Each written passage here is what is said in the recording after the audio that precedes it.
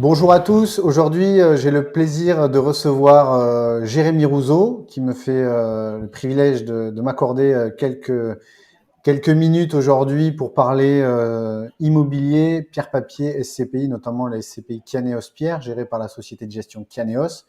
Bonjour Jérémy, comment ça va? Bonjour, ça va très bien. Merci beaucoup pour l'invitation. Je suis ravi Eh d'échanger ben, avec toi sur ces sujets.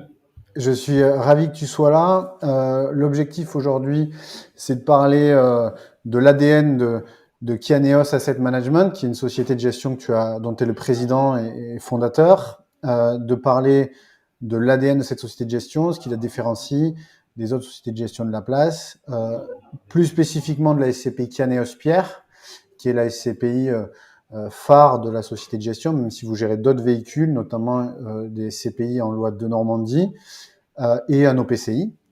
On va parler performance financière et aussi performance extra-financière, qui est une particularité de la société de gestion Kianeos AM et de la SCPI Kianeos Pierre. Et on parlera bien évidemment de tes convictions immobilières du moment, du bilan 2022 de la SCPI Kianeos Pierre et plus globalement de sa progression depuis 4 ans, 4-5 ans maintenant, puisqu'elle a été créée en 2018, si je dis pas de bêtises, et des perspectives 2023 tu nous donneras des infos ou pas. Je sais que tu n'aimes pas trop t'avancer sur des logiques de performance, mais en tout cas, tu peux donner des premiers indices. On se connaît bien maintenant. Voilà. Pour commencer, parlons un peu de derrière des sociétés de gestion, il y a toujours des hommes. J'aime bien parler aussi des hommes parce que c'est les hommes qui pilotent la performance et donc l'épargne de nos clients. Je voudrais qu'on parle un peu de toi et de ton parcours parce que la particularité chez toi, c'est que tu viens au départ plutôt de l'univers de la gestion financière, au sens fonds d'investissement financier, et tu as migré, alors je ne sais pas si c'est un champ, on verra que la migration, en tout cas tu as basculé plutôt sur la gestion de fonds immobiliers en créant ta propre société de gestion. Et donc, est-ce que tu peux nous en dire un peu plus sur ton parcours et ce qui t'a amené à un moment donné à se dire c'est le bon moment pour moi de me lancer, j'ai une opportunité, je veux aller sur ce marché-là et je veux créer une SCPI dédiée à l'immobilier résidentiel et à la performance énergétique du bâtiment. Voilà. Oui, avec plaisir.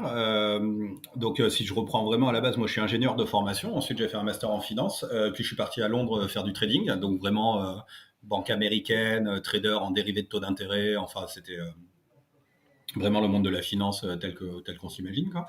Et c'est vrai que j'ai pas trop accroché avec ce métier où je voyais pas vraiment l'intérêt de ce que je faisais. Ensuite, je suis rentré à Paris. Je suis allé à Paris et j'ai été gérant de fonds d'investissement, donc plutôt multi-actifs, donc un peu de produits dérivés et plutôt de la location d'actifs. Donc comme tu le disais, je n'étais pas du tout prédestiné à faire de l'immobilier. Là, c'était une expérience très intéressante qui a duré 6-7 ans, où moi j'aimais beaucoup tout ce qui était macroéconomie, etc. Un peu, encore une fois, le profil taux d'intérêt. Euh, mais de nouveau, ce monde de la finance où on manipule beaucoup d'argent sans forcément voir l'utilité finale de Mmh. l'investissement, donc là sur des actions, des obligations, euh, ne m'épanouissait pas entièrement, on va dire. Donc du coup, j'ai été démarché par un groupe de prêt aux PME pour participer à la création d'une société de gestion dédiée aux prêts de PME. Et donc j'ai fait ça, je crois que c'était en 2016 et 2015-2016, ouais, 2016. Et, euh, et là, du coup, voilà, on a fait la création. Alors moi, j'étais juste salarié. Et après, sur les premiers dossiers, j'ai vu que rapidement que je m'entendais pas bien avec les responsables du groupe, parce que moi, j'étais vraiment dans la logique un peu financée des PME, etc. Enfin, là, pour le coup, où je voyais bien l'utilité de la société. Et effectivement, il y avait une logique, et ce qui est bien normal, hein, de rentabilité financière au niveau des actionnaires, qui du coup correspondait. Enfin, je trouvais qu'il y avait un peu un mismatch là-dessus. Donc, du coup, je suis retourné dans le sud-est de la France, dont je suis originaire, Mmh. et, euh, et j'étais même pas sûr de continuer la finance. Et à titre personnel, j'avais acheté quelques immeubles de rapport, puisque du coup, il y avait un moment là entre 2013, 2014 jusqu'en 2016 où j'habitais déjà dans le sud-est le week-end et puis j'allais travailler à Paris la semaine. Et effectivement, quand j'avais acheté ces immeubles de rapport, j'ai vu qu'il y avait un vrai problème de qualité du logement en France. Donc, c'est-à-dire que tous les immeubles que je visitais, je me disais, non, c'est pas possible. Il y a des gens qui payent des loyers qui sont vraiment très mal logés. Donc du coup, voilà, alors, moi, à titre perso, j'avais acheté quelques immeubles, je les avais rénovés, histoire que les gens soient mieux logés, etc.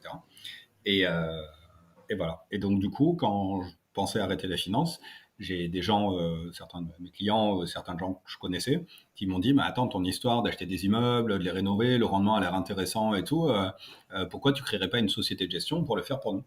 Et donc, du coup, j'ai réuni un peu tout le monde autour d'une table et je leur ai dit, OK, je veux bien créer une société de gestion, mais par contre, l'objectif ne sera pas que de gagner de l'argent. Ça sera un objectif, il y aura plusieurs objectifs, gagner de l'argent et rénover le parc immobilier pour que les gens soient mieux logés. Et comme ça, au moins, on sait à quoi on sert. Voilà. Et toute l'idée, en fait, avec mon associé qui s'appelle Guillaume Picot, qui s'occupe plutôt de la partie travaux, c'est de dire si on arrive à capter un petit peu de la collecte des SCPI, un petit peu de cet argent du monde de la finance pour le réorienter vers des travaux de rénovation de l'immobilier résidentiel dans les villes qui en ont le plus besoin, qui sont plutôt les villes petites et moyennes. Et ben, du coup, on peut avoir un impact énorme, quoi. C'est-à-dire que là, du coup, je te le fais fast forward. Oui, oui, bien 6 ans sûr. plus tard, et ben, 6 ans plus tard, on a rénové plus de 3000 logements. Donc, et voilà. Et c'est que de l'argent privé, c'est que de l'épargne, c'est pas d'argent public.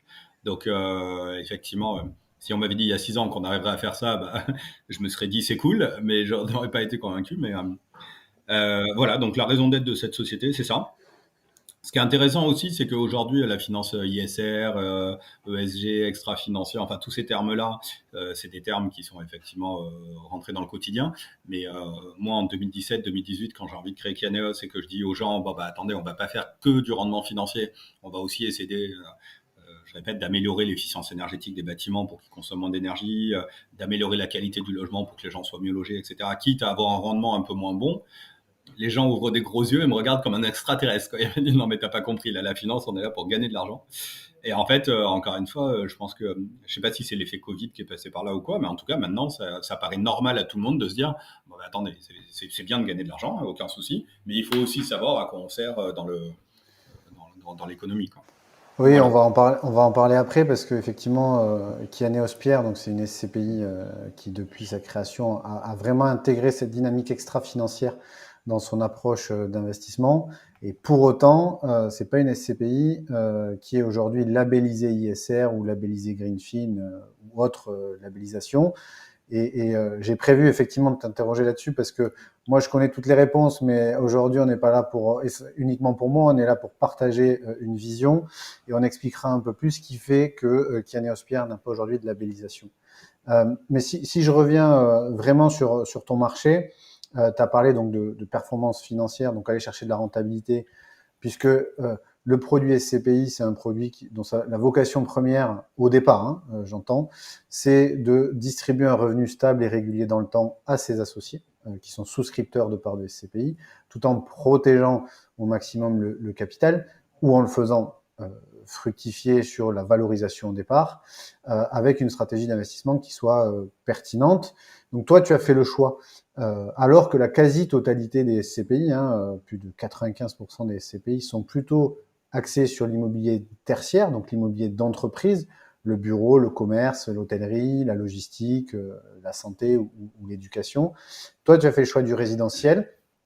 Et justement, j'ai envie qu'on parle de ton marché immobilier, ce qu'il est aujourd'hui, sa profondeur de marché, si tant est qu'on puisse l'évaluer. Mais en tout cas, c'est vraiment une ADN forte, encore une fois, puisque je viens de nous donner quelques chiffres. Il y a vraiment très peu de SCPI qui sont déjà de base sur l'immobilier résidentiel, et il n'y en a aucune qui a une stratégie d'investissement équivalente à la tienne. Donc, qu'est-ce qui fait qu'aujourd'hui, toi, en tant que président d'une société de gestion, tu te dis ce marché-là, il y a les investisseurs, confiez-nous des capitaux au-delà voilà, vous allez avoir de la rentabilité financière, même si nous, on travaille sur des travaux et de l'amélioration de la performance énergétique et que ça peut représenter un coût, une charge, parce que tout de suite, on le voit bien avec la transformation réglementaire au niveau du diagnostic de performance énergétique, ces changements, les gens, les investisseurs, quand ils entendent travaux, ce qu'ils voient, c'est charges, coûts et donc érosion de la rentabilité financière. Toi, ce que tu dis, c'est que les deux sont compatibles. Donc, comment tu fais peut-être que tu peux embrayer sur un exemple type d'une rénovation ou d'un actif en particulier.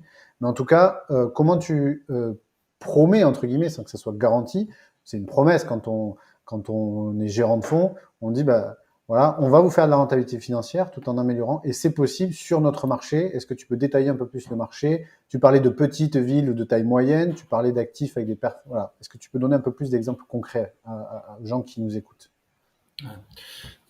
Alors, donc moi, mon avis sur mon marché, qui est l'immobilier résidentiel privé. Donc déjà, de quoi on parle? En France, vous avez une grosse moitié de propriétaires. Donc nous, notre sentiment, c'est que la plupart d'entre eux arrivent à faire l'effort pour être logés correctement. Pas tous, mais la plupart. En plus, vous avez un petit quart de logements sociaux, 22-23%. Donc là, du coup, il y a des obligations réglementaires qui poussent les bailleurs sociaux à améliorer la qualité du logement. Et ensuite, vous avez de nouveau un petit quart de locataires du parc immobilier locatif privé. Donc ça, effectivement, ces gens-là, c'est là où il y a eu beaucoup d'études, des études de l'ADEME en particulier, qui prouvent que c'est là où il y a le plus de passoires énergétiques et donc par extension, c'est là où la qualité du parc immobilier est la plus mauvaise. Donc c'est là qu'on se concentre. Oui, toi, tu Dans vas ce pas sur le logement marché-là, social, tu vas pas sur le logement social, c'est pas non, ça voilà, ta je fais cible. pas de logements sociaux et souvent quand on n'investit pas dans les zones les plus luxueuses des villes. On est vraiment dans le milieu de gamme, là où on a des locataires qui vont gagner entre 1 et 1,5 fois le SMIC. C'est-à-dire vraiment, si tu prends la répartition des revenus suivant l'INSEE, la moitié les plus riches sont propriétaires, le quart le plus pauvre, ça peut être souvent des gens qui travaillent pas ou pas beaucoup, etc., sont dans des logements sociaux. Et puis après, tu as les gens qui bossent, qui gagnent entre 1 et 1,5 fois le SMIC, c'est le troisième quartile de la population. C'est la plupart du temps nos locataires.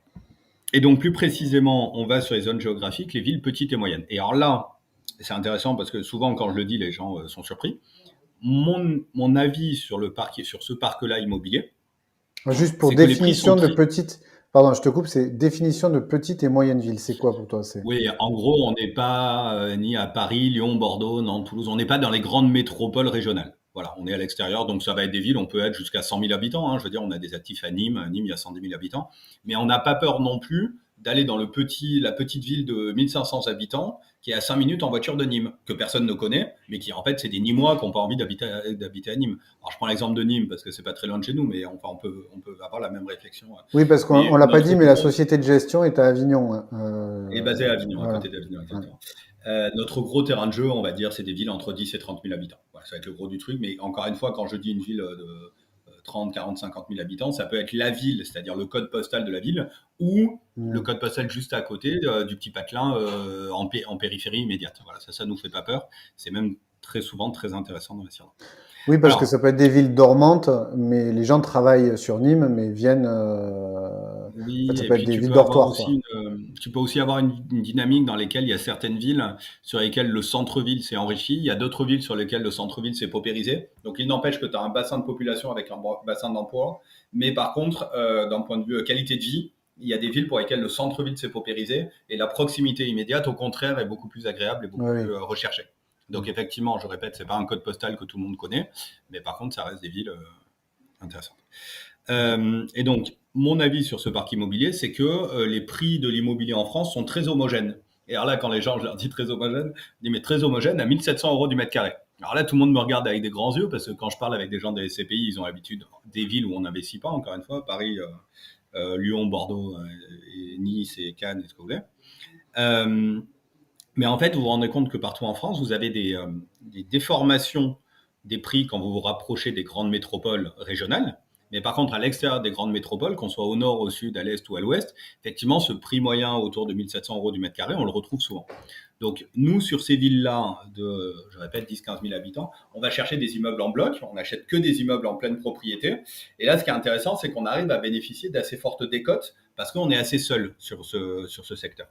Et Oui, donc, du peu de coup, concurrence et en plus, tu achètes sans conditions suspensives. Ou des fois, voilà, tu as des conditions suspensives. exactement. Ok. Ouais. Alors, je donne un exemple. Tu vas dans une ville de 15 000 habitants et tu as un immeuble de 15 appartes et ça vaut genre 1 million d'euros ou 1 million d'euros. Et bah du coup, nous on va dire, bon, bah, très bien, votre immeuble qui vaut 1 million d'euros, bah, nous on vous fait une offre à 850 ou à 900. Euh, mais la question est qui va qui va venir en concurrence avec nous? Il y a quasiment pas d'investisseurs institutionnels en France sur le résidentiel. Les particuliers qui sont multimillionnaires, puisque du coup ils arriveraient à faire un investissement à quasi 1 million d'euros, et ben eux ils vont plutôt aller investir leur argent dans les grandes métropoles parce qu'ils n'ont pas envie d'aller s'embêter. Quand on est multimillionnaire, on ne va pas s'embêter avec de la gestion Mmh. locative dans une petite ville, etc., etc. Du coup, on se retrouve avec très peu de concurrence et c'est là où on arrive à avoir des décotes de vente en bloc. Donc, notre business model de base, c'est d'aller acheter un immeuble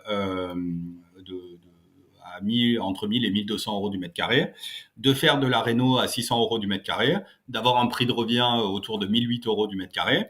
Et ça, du coup, donc, on peut calculer même une notion de rentabilité, puisque vous voyez que les calculs sont très simples. Si on arrive à louer ça à peu près 10 euros du mètre carré mensuel, donc ça veut dire qu'un logement avec une chambre, ce que nous on appelle un P2, ça va se louer autour de 400 euros, et avec 2 chambres autour de 500 euros. Donc vous voyez que c'est des loyers qui sont très très raisonnables. Donc 10 euros du mètre carré par mois, ça fait 120 euros par an. On arrive à une renta qui est autour de 7%, entre 6,5 et 7% brut. On rajoute un petit peu d'effet de levier, on a un petit peu de dette dans la SCPI, et on enlève tous les frais du résidentiel qui sont très élevés, taxes foncières, gestion locative, etc., etc. Et donc effectivement, on arrive à distribuer un rendement qui est un petit peu au-dessus de 5%. Au début, on faisait même mieux parce qu'on avait très peu d'immeubles, donc on arrivait à acheter un peu les pépites. Alors il y a, comme tout, des avantages et des inconvénients. Quand tu as peu d'immeubles, tu as des pépites, mais tu as peu de diversification du risque. Donc ça peut très bien se passer, ça peut mal se passer. Et là, aujourd'hui, par contre, on a une très très forte diversification du risque. Je pense qu'on a plus de 3000 ou 3500 locataires aujourd'hui. Je pense qu'on est une des SCPI qui a le plus de locataires, alors qu'on n'est pas la plus grosse. Je pense que tu pourras confirmer, Jérémy. Oui. Et donc, du coup, vous voyez que dans cette logique, on a réussi au milieu à passer 600 euros du mètre carré de travaux sur Kianéos Pierre. Alors, ça peut être 400, ça peut être 800, ça peut être même des fois zéro. Il y a des fois, on fait juste une belle opération financière. C'est rare, mais ça arrive. Mais la plupart du temps, effectivement, on va être autour de 600 euros du mètre carré. Et avec ça, on a développé une expertise pour les travaux secondaires. Et c'est vraiment la raison d'être de Kianéos, c'est de faire des travaux. On a aujourd'hui quasiment, je crois, à peu près un tiers des ressources, entre un tiers et la moitié des ressources humaines de Kianéos AM, c'est des conducteurs de chantier. C'est des gens qui trouvent des artisans, qui font du suivi de chantier, qui identifient les travaux à réaliser, etc. Et donc, avec des partenaires artisans avec qui on travaille énormément, on arrive pour ce prix-là à faire l'isolation des combles, l'isolation des murs, installer des cuisines, des salles de bain, refaire du sol, mettre l'électricité en sécurité, refaire la plomberie, la basse tension, interphonie, fibre, etc. Et donc vraiment à améliorer la qualité du logement. Cette chaîne de valeur, du coup, elle est totalement intégrée, cette chaîne de valeur. C'est-à-dire, aujourd'hui, toi, la société de gestion, elle embauche des conducteurs de travaux. Et ensuite, ces conducteurs de travaux, ils pilotent des artisans, comme le ferait un maître. Alors, les artisans, bien évidemment, ne sont pas salariés. Mais par contre, tu l'as bien dit, la maîtrise d'œuvre est internalisée. Pour nous, ça fait partie du process d'acquisition. C'est-à-dire, c'est acquisition et tout le process jusqu'à la mise en location. Voilà. Okay. Tu m'as posé une première question au début, c'était, tu disais, ça serait intéressant de savoir pourquoi du résidentiel. Alors, ça c'est le petit côté parce Jérémy, que, en fait, dur. Oui, parce que la durée moyenne des baux sur un actif immobilier tertiaire, c'est un peu ça qui est mis en avant par toutes les SCPI du marché. Donc, je fais exprès de poser des questions, voilà, un peu que les gens se posent et en plus qui font sujet débat dans la profession. C'est l'actif immobilier tertiaire au départ, parce que les SCPI étaient sur ce marché-là au départ. Rappelons que quand les SCPI sont créés, c'était vraiment l'immobilier de bureau qui était la classe d'actifs phare et privilégiée par les SCPI. C'était le fait qu'on rentre dans une dynamique confortable, qui est qu'on a un bail qui est plus ou moins long terme, et donc une sécurité sur les revenus futurs.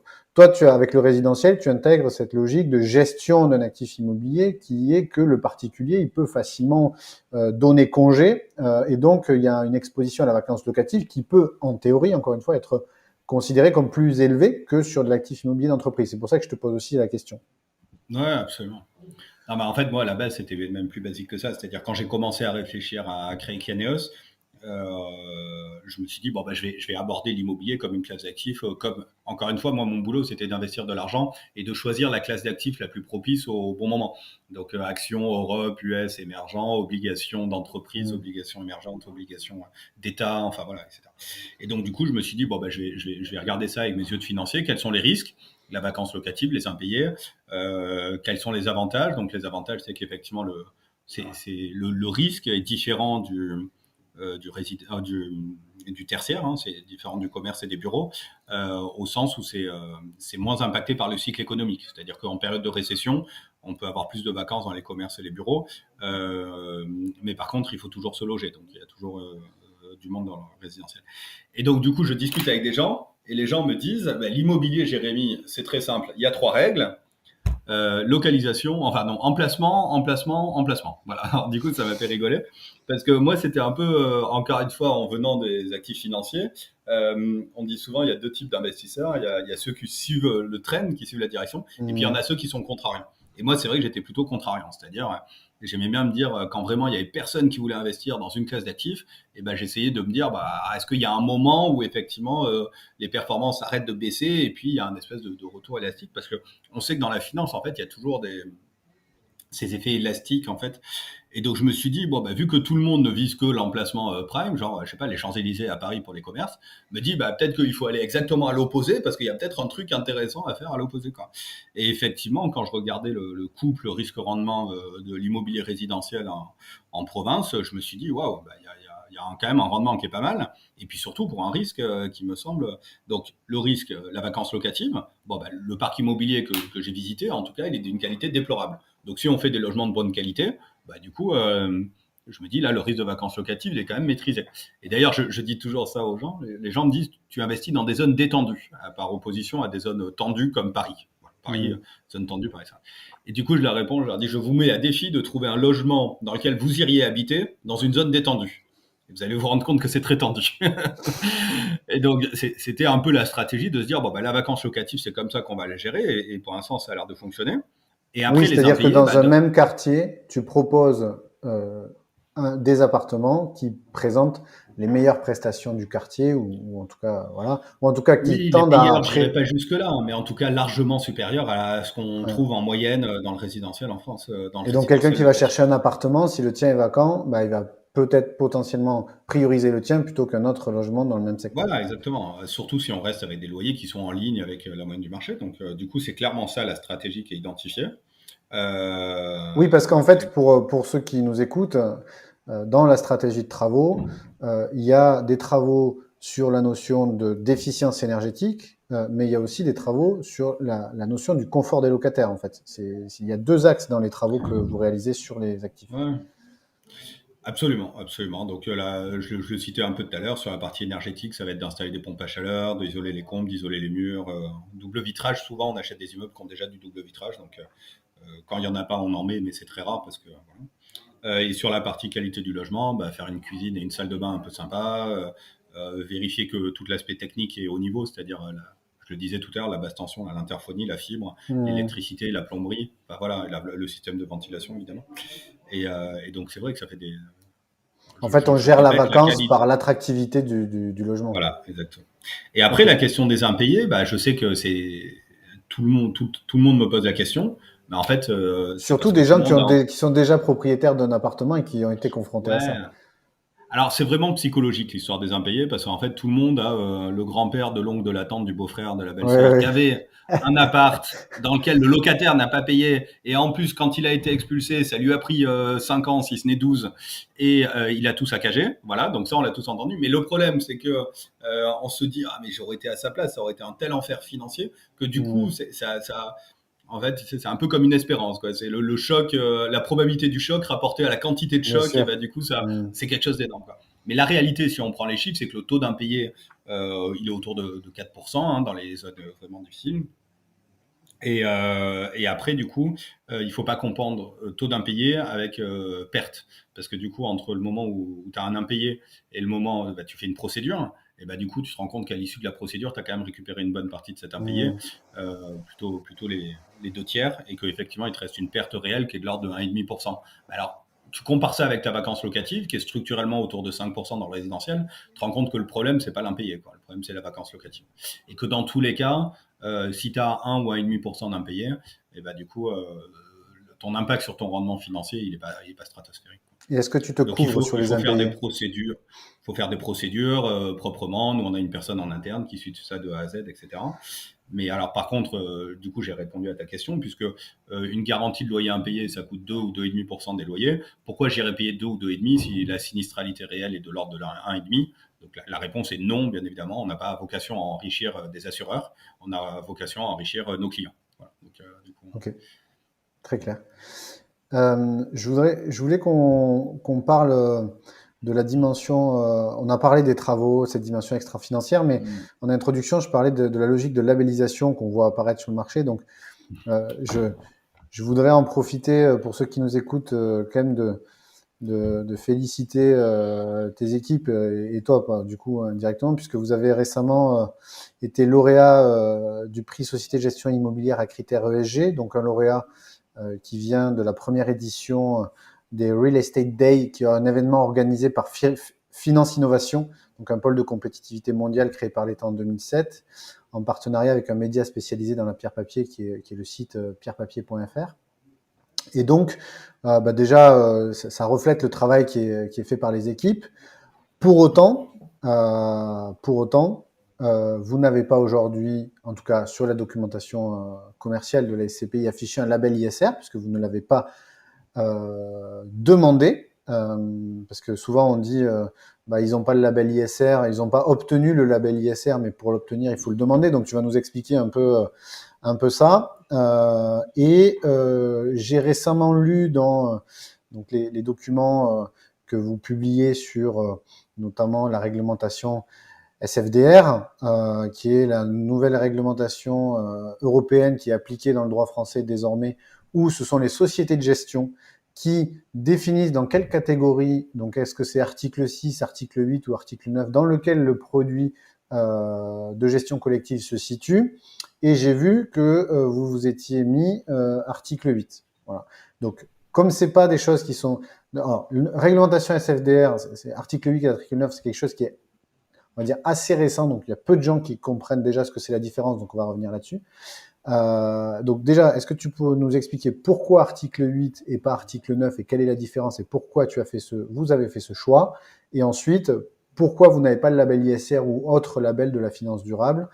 Voilà. Est-ce que tu peux nous expliquer pourquoi? Parce que tout ce que tu nous as dit, ça parle en fait au final d'un point de vue. Ouais. Alors, pourquoi on n'a pas le label ISR? C'est parce que le président de Kianéos, c'est-à-dire moi, a la tête dure. Moi, j'ai eu envie, et c'est ce qu'on fait sur Kianéos, c'est-à-dire d'avoir... alors, je reprends. Quand j'ai travaillé dans le secteur de la finance traditionnelle, les marchés financiers, il y a plein de gens qui passent leur vie à essayer d'expliquer que leur stratégie d'investissement est bien meilleure que celle de tous les autres. Et donc, du coup, ils ont une belle histoire à raconter, etc.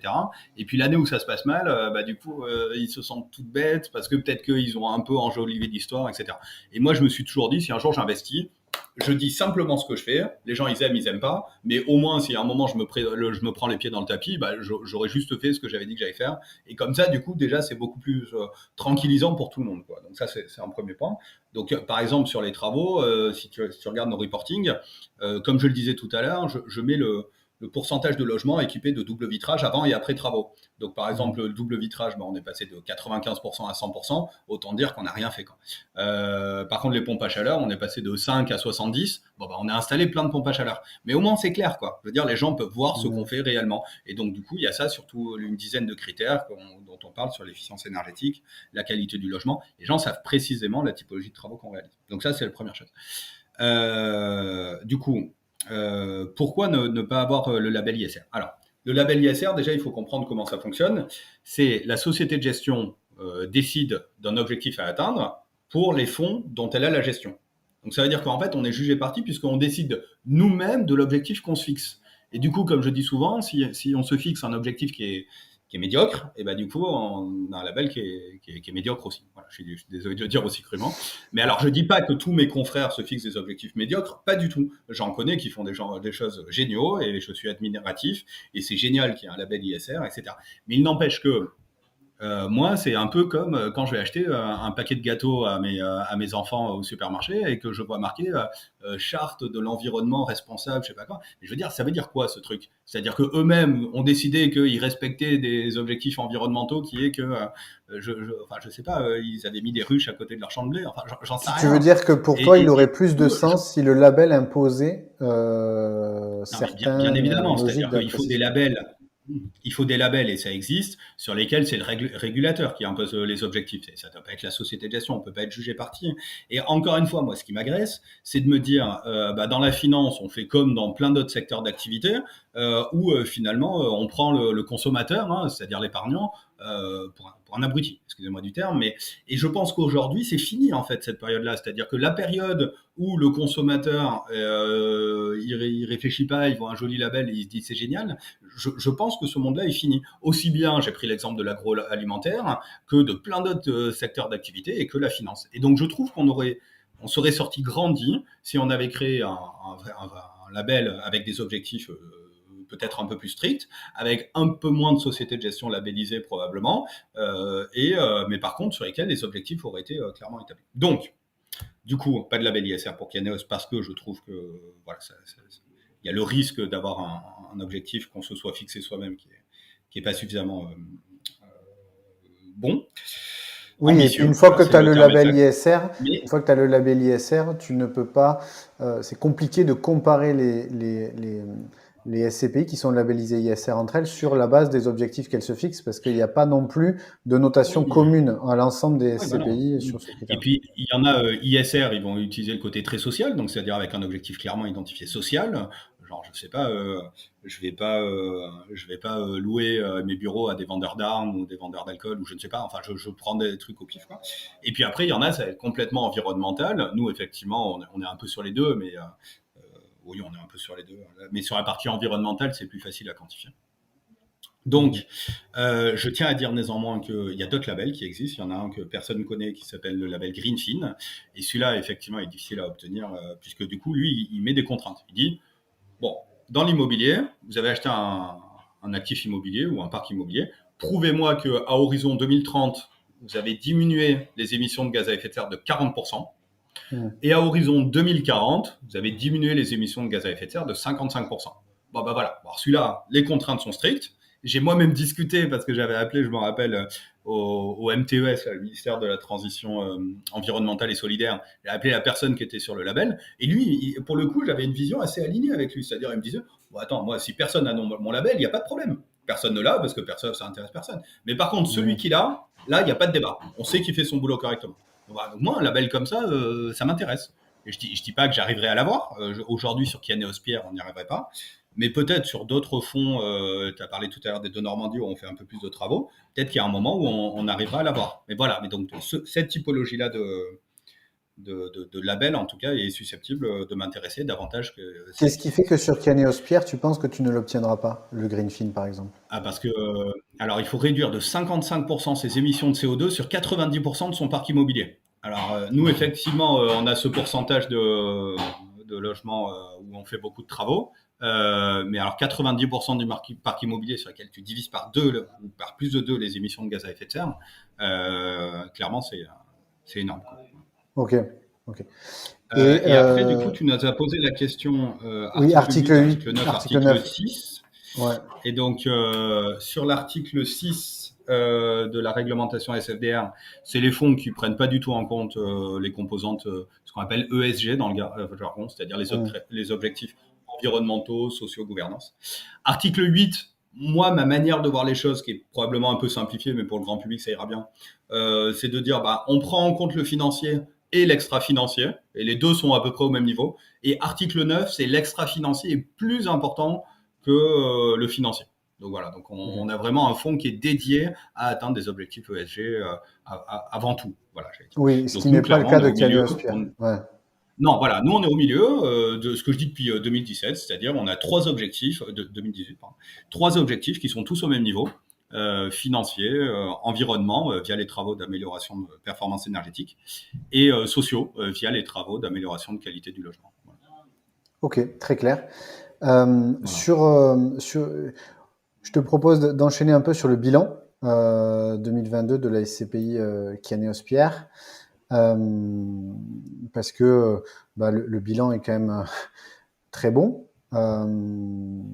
Pourquoi je dis ça? Parce que on est sur une SCPI qui a un taux de distribution. Donc je rappelle que le taux de distribution aujourd'hui, c'est la division entre les revenus réellement versés au cours de l'année par la SCPI divisé par le prix de souscription de la part au 1er janvier de l'année.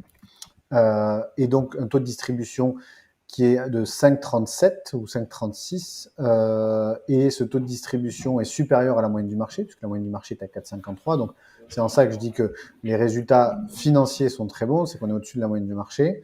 On est sur une capitalisation de 238 millions d'euros à peu près au 31 décembre de l'année, à peu près 85 millions de collectes l'année dernière. Tu disais plus de 3 000 lots en gestion, effectivement, tu connais bien tes chiffres. 3 290. Moi, j'ai les notes sous les yeux, donc évidemment que je connais pas tous ces chiffres par cœur, mais je les ai quand même en tête. Ça représente à peu près 430 actifs immobiliers, donc 430 immeubles, et ces lots sont dans ces immeubles-là. Et ils sont 100% en France. Et donc, j'avais envie qu'on parle de ce bilan, et je vais tout de suite peut-être commencer par le point qui... parce que moi j'accompagne des investisseurs depuis près de 10 ans et donc je connais un peu leur questionnement et toujours leur questionnement c'est de regarder les tendances. Souvent, parce que quand une SCPI est créée en 2018, on ne peut pas l'analyser sur 15 ans. En revanche, on peut voir sur les 4, depuis sa création un peu comment elle évolue. Et donc quand on regarde la tendance de la SCPI Kianeos Père, bien qu'encore une fois en 2022 les résultats financiers sont très bons, au-delà des extra-financiers dont on a parlé depuis tout à l'heure, on s'aperçoit quand même que la tendance, c'est que le taux de distribution baisse. On était à plus de 6, voire même plus de quasiment 7% en 2018 ou 2019. On était à plus de 6% sur les dernières années. Et là, cette année, on est à 5,36 et on voit que le dividende qui est passé de 17 euros par part par trimestre, il est aujourd'hui à 14 euros. Donc, naturellement, la question qui me vient, c'est comment tu expliques cela, même si tu as donné des premiers éléments de réponse, mais je pense que c'est sur ton marché. Et donc, au-delà de l'explication, c'est à quoi il faut s'attendre. Est-ce que cette érosion de distribution va continuer voilà. Comment tu vois les choses et où est-ce que tu en es aujourd'hui? Alors absolument, le rendement et d'ailleurs on en a déjà un peu parlé au début, c'est-à-dire que comme je disais, quand on crée la SCPI, tu achètes quelques pépites. En 2018, on avait 4 immeubles dans la SCPI, ce qui devait représenter peut-être une vingtaine d'appartements. Du coup, c'est là où tu as très peu de diversification. C'est un peu comme, je pense, quand tu parles à tes clients qui disent pourquoi j'irais acheter une SCPI plutôt que d'acheter un appart. Si tu as un appart, peut-être que du coup tu vas économiser les frais de gestion de la SCPI, etc. Enfin, tu dois avoir plein d'arguments, etc. Mais par contre, peut-être que ton rendement sera meilleur. Mais par contre, si tu as un locataire de ton appart qui paye pas, et du coup, ton rendement, c'est zéro. Bien sûr. Et donc, du coup, effectivement, tu as moins d'actifs, c'est plus risqué, mais potentiellement plus rentable. Donc, c'est pour ça que ce dont tu parlais au début, c'est-à-dire des rendements vraiment très élevés, tu as parlé de 17 euros par part, etc. Et tout, ça, je pense que c'est vraiment anecdotique les premiers trimestres. Par contre, là où tu as raison, c'est qu'on a eu une longue période entre 15 et 16 euros par part qui est devenue 14. Et donc, quelles sont les perspectives? Alors, les perspectives, il y en a plusieurs. On est dans une phase, je pense, assez nouvelle, au sens où on a de l'inflation, on a des taux d'intérêt qui ont augmenté. Et moi, donc, toujours pareil, au-delà d'aller donner le chiffre du futur, que je ne connais pas, que tu ne connais pas, que personne ne connaît, j'aime bien essayer de donner des éléments de réflexion. Donc, il y a des choses qui sont positives, il y a des choses qui sont négatives. Dans les choses qui sont négatives, c'est que on a une inflation du prix des travaux. Voilà. Donc ça, c'est effectivement dans les choses négatives. Faire des travaux, ça coûte plus cher qu'avant. Avant, on arrivait à peut-être 600 euros du mètre carré. Peut-être que maintenant, ça va nous coûter plutôt 700, 750, etc. Donc forcément, ça a un impact direct sur le rendement. Donc ça, c'est le premier point. Le deuxième point dans le négatif, c'est que là, ça va mieux, même beaucoup mieux. Mais jusqu'à fin 2021 et début 2022, jusqu'à l'été 2022, très très dur d'acheter des immeubles sur notre zone géographique. Les prix avaient beaucoup monté post-Covid. Les banques faisaient très facilement du crédit, donc on avait des particuliers qui venaient nous concurrencer même sur des immeubles un peu plus gros. Et vraiment, si tu prends les exemples des villes petites, moyennes, périphériques, etc., on a vraiment vécu l'effet Covid où les gens des grandes métropoles veulent repartir vers du périphérique avec un peu plus de surface, un peu plus d'espace vert, etc. Donc moi j'ai vu des villes, je crois, la première qui me vient à l'esprit, c'est Vienne, au sud de Lyon, qui n'est pas forcément la ville la plus recherchée quand ça nous vient à l'esprit. Mais je crois qu'on a eu quasiment 10% de hausse de prix entre mi-2021 et mi-2022. Quoi. Donc du coup, Oui, voilà, parce que forcément on achète plus cher. quand j'ouvre le capot de la SCPI et que je l'analyse depuis sa création, effectivement, je me suis aperçu que au début, on était plutôt sur des acquisitions, travaux compris, entre 7 et 7,5%, voire des fois presque 8 de rendement à l'acquisition. Et aujourd'hui, sur le dernier trimestre 2022, on s'aperçoit qu'on est plus entre 6 et 6,5, parfois plus de 6,5, mais on franchit très rarement la barre des 7% de rendement. Donc c'est lié aussi à une demande, enfin en tout cas un rendement qui s'est érodé par la valorisation des actifs que tu cibles au final sur le Voilà, marché. c'est-à-dire exactement ce que tu dis, c'est ce que j'ai acheté au dernier trimestre 2022, c'est ce sur quoi tu sais, entre la signature du compromis et d'un acte de vente, Ouais. il se passe du temps. Et donc, effectivement, c'est plutôt les derniers deals qu'on a signés à l'été 2022. Voilà. Donc, là-dessus, je te rejoins entièrement. Donc, il y a ça, il y a le fait que les prix sont plus chers. Donc, nous, quand on calcule le rendement, c'est loyer divisé par prix d'acquisition, plus frais de notaire, plus prévisionnel de travaux. Alors, le Ouais, ouais. prévisionnel de travaux, on les fait pas forcément tous au moment de l'acquisition, mais on les fait de longtemps en temps. Donc, du coup, on a un espèce de rendement qui est un peu worst case, j'allais dire. Donc, du coup, l'augmentation du coût des travaux joue aussi un peu là-dessus, même franchement là-dessus. Alors, donc, du coup, ça, c'est plutôt ce qui est négatif et qui a expliqué effectivement la baisse du rendement. Il y a un autre facteur, alors là, qui fait, je te cache pas, qui fait très mal, c'est la hausse des taxes foncières. Là, du coup, on a eu une forte hausse des taxes foncières en fin d'année et j'ai peur qu'on en ait encore une forte hausse l'année prochaine. Donc, du coup, ça, effectivement, c'est fait partie des éléments négatifs. Alors après, il y a aussi des éléments positifs. Dans les éléments positifs, on a le fait que depuis le mois de septembre 2022, on constate que de nouveau, avec la hausse des taux, les particuliers ont moins accès au crédit, il y a moins de concurrence, on arrive de nouveau à négocier des plus fortes Mmh. décotes de vente en bloc. Alors là, c'est un peu technique, mais nous, on a l'impression que les prix ne baissent pas. C'est-à-dire que tu achètes un appart, le prix de l'appartement, il n'a pas bougé. Mais par contre, quand tu achètes tout l'immeuble, eh ben, en fait, c'est une classe d'actifs qui va être plus sensible à l'accès au crédit, à la liquidité du marché, etc. Peut-être une classe d'actifs plus financiarisée. Voilà. Donc, je suis Mmh. pas en train de dire que les prix ont baissé, je suis en train de dire que les décotes de vente en bloc, c'est-à-dire nos négociations, sont plus marquées. Donc là, depuis septembre de l'année dernière, on arrive à acheter des immeubles avec une meilleure rentabilité. Donc ça, c'est une première chose. Ok. Et après, la deuxième chose, c'est qu'il y a beaucoup de communes dans les villes dans lesquelles on investit qui ont mis en place ce qu'on appelle un permis de louer. Et donc le permis de louer, c'est quelque chose de très bien, en tout cas très bien dans l'idée. Après, dans les faits, ça dépend des communes, ça dépend de l'application. Dans l'idée de se dire, bon, bah, il y a des marchands de sommeil, on veut plus de marchands de sommeil, il y a eu trop Mmh. d'abus, on a laissé trop de liberté aux propriétaires bailleurs. Donc maintenant, quand vous voulez louer un logement dans ces villes-là, il faut aller demander l'autorisation à la mairie. La mairie envoie quelqu'un qui vérifie que vous avez parfaitement rempli les normes d'hygiène et de sécurité. Et là-dessus, en fait, on voit qu'il y a des gens des propriétaires bailleurs, surtout un peu âgés, qui jettent l'éponge.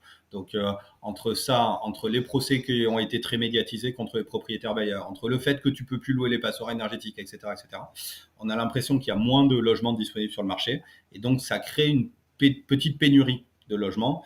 Ok. Et du coup, qui dit pénurie de logements, donc plus d'offres, plus de demandes que d'offres, donc forcément hausse des prix. Et j'ai l'impression que pour la première fois depuis très longtemps, on a des hausses de loyers sur les villes petites et moyennes dans lesquelles on investit. Donc ça pourrait être bénéfique, ça pourra peut-être être le point bénéfique des trimestres ou des années à venir. Tu n'as pas parlé du coût du crédit, Euh, comme vous utilisez aussi l'effet de levier de la dette.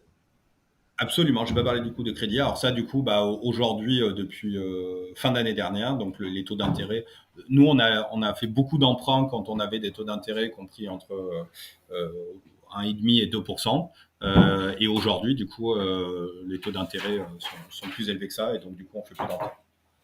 Donc, Voilà. en Donc termes de alors, effectivement, perspective, tu peux plus l'utiliser pour booster ta, entre guillemets, ta performance de la SCPI, mais ouais, tu vois ça comment? absolument. Donc ça pourrait faire partie des effets négatifs, c'est-à-dire on pourrait avoir moins d'effets de levier, et donc du coup, ça pourrait venir à l'encontre de la rentabilité financière. Voilà. Donc, ta projection Donc, 2023, tu sens dans ton tableau de bord qu'il y a cette capacité à maintenir ce 14 euros dans la durée, alors, ou tu sais pas trop moi, encore? mon sentiment à moyen terme, alors je sais pas si c'est 2023, 2024, etc., mais moi, mon sentiment à moyen terme, c'est que notre classe d'actifs devrait s'orienter vers un rendement financier autour de 5%. Voilà, c'est-à-dire que je me dis, une fois qu'on a une grosse SCPI qui est bien représentative du marché immobilier, on a une rentabilité qui doit être autour de 5%. Mais tu n'es pas sans noter aussi qu'on a eu en plus de cette autodistribution, une appréciation qui est quand même assez régulière du prix de part. Ouais. En 2018, 2019, on a augmenté de 4%. En fait, on a créé la SCPI en 2018 avec un prix de part à 1 000 euros, puis il est passé à 1 040 en 2019, 1 060 en 2020, 1 080 en 2021. L'année dernière, j'ai décidé de ne pas augmenter le prix de part parce que comme il y avait cette forte hausse des taux d'intérêt et que je suis un financier, je me disais mécaniquement, il doit y avoir un ajustement des prix. On ne va pas augmenter le prix de part dans ce contexte. Mais là, du coup, on est en train de recevoir nos valeurs vénales. Et bien évidemment, je ne te parlerai jamais d'une hypothétique augmentation du prix de part parce que je n'ai pas le droit.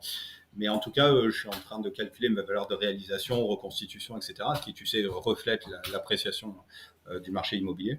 Et effectivement, on est plutôt sur des bonnes surprises. Donc, on s'attend à avoir une valeur de reconstitution qui est en hausse par rapport à l'année dernière.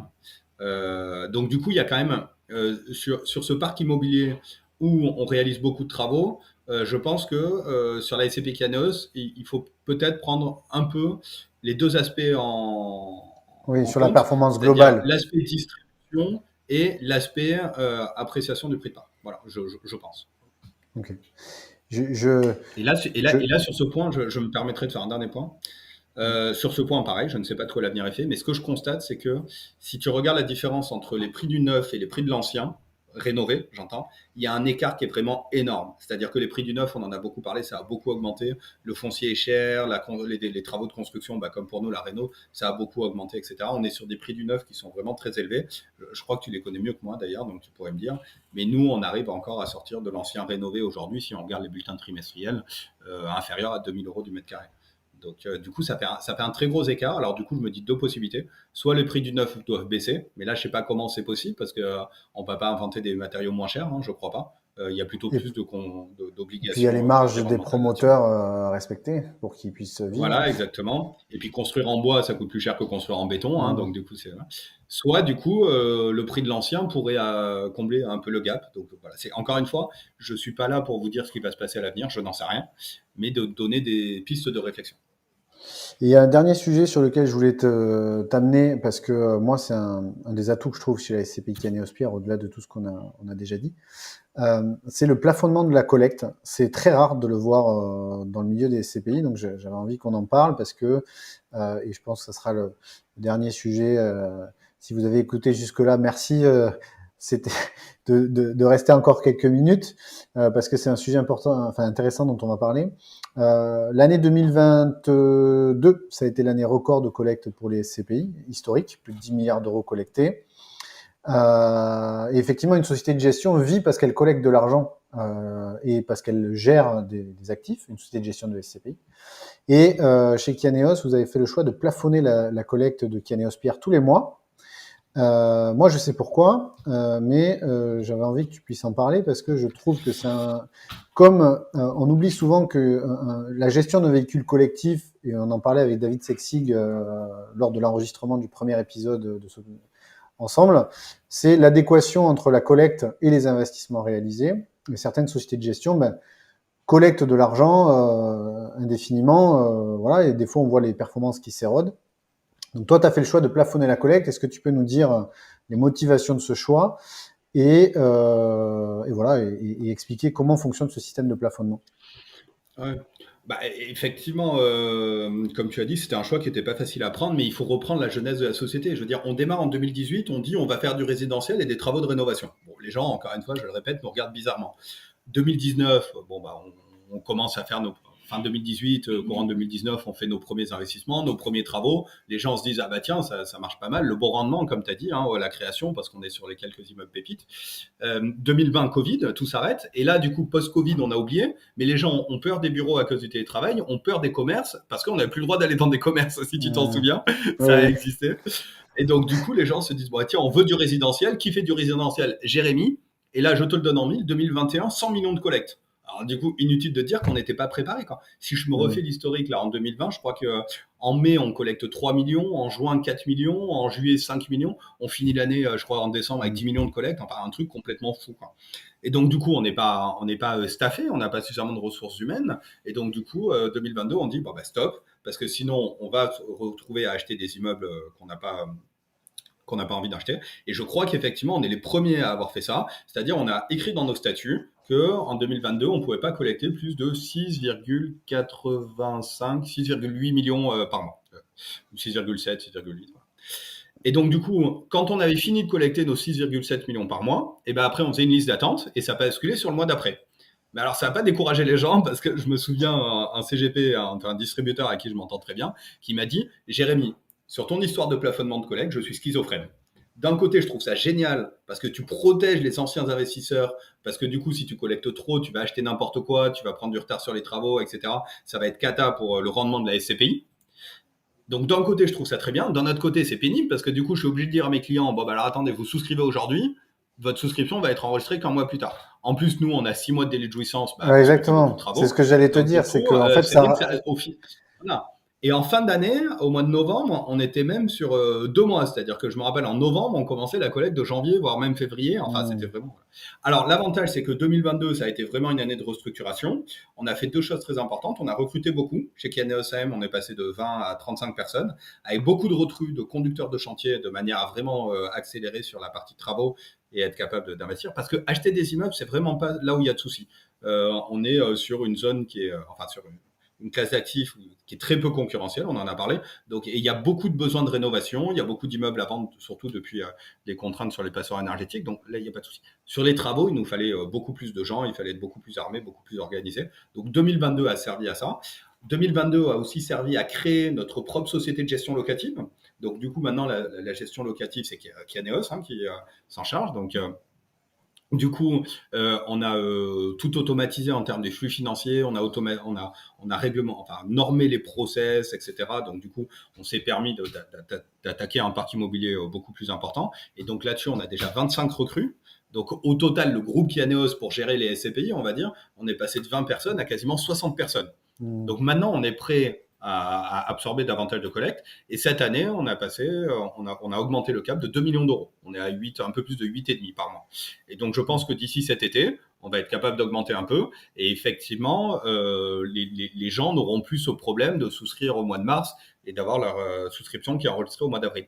Mais encore une fois, comme tu l'as très bien dit, Jérémy, on l'a pas fait pour nous et pour moi personnellement. C'est-à-dire que moi, plus je collecte, plus je gagne d'argent. Mais on s'est dit, on va plutôt essayer de rester raisonnable et de viser le long terme, c'est-à-dire d'avoir une SCPI qui continue à acheter des actifs de bonne qualité, qui est capable de gérer ses travaux en temps et en heure, etc., etc.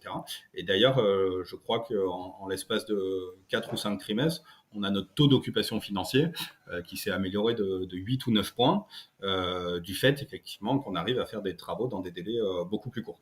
Donc, effectivement, je te remercie d'en avoir parlé. Je crois que c'était vraiment quelque chose de nouveau, d'avoir une contrainte aussi forte, c'est-à-dire statutaire, sur le cap de la collecte. Mais ça serait à refaire, on referait tout pareil, même si effectivement ça a été gênant pour quelques-uns des souscripteurs qui ont dû attendre 1 ou 2 mois de plus pour voir leur souscription enregistrée. Voilà. Bah, je rejoins parfaitement ton partenaire sur cette logique schizophrène, mais qui est celle des clients d'une manière générale. C'est que, enfin, ça sent, je respecte beaucoup les avis de chacun, mais je veux dire, on voit bien tous les leviers protecteurs qui sont faits d'un côté. Et après, des fois, il y a toujours des avantages et des inconvénients. Et l'inconvénient, c'est que du coup, on doit attendre un peu plus longtemps. Mais si c'est pour pérenniser dans le temps son revenu et la performance de ses placements, ça mérite en tout cas d'être analysé comme tel. Mais voilà, je voulais qu'on en parle parce que c'est vrai que ça se fait très peu dans les SCPI. C'est la seule société de gestion, ou peut-être il y en a 2, mais voilà, qui applique cette logique de plafonnement de la collecte dans ses statuts. Des fois, il y a des arrêts temporaires de commercialisation, mais que ça soit écrit dans les statuts de cette manière-là, en toute transparence, ça n'existe nulle part ailleurs. Voilà. Écoute, Jérémy, merci beaucoup. Ça fait plus de 50 minutes qu'on échange ensemble et c'est toujours très difficile de s'arrêter entre 30 et 45 minutes. Donc, on a encore dépassé. Écoute, c'est pas grave. J'espère que de toute façon, c'est qu'on avait des choses à dire, des choses intéressantes. J'espère que ça vous a plu. Merci encore d'avoir accepté cet échange, Jérémy. À très bientôt. Merci à toi. Et bon courage pour cette année 2023 et on attend de bons résultats. Merci, Jérémy. Salut. Merci, à bientôt. Au revoir.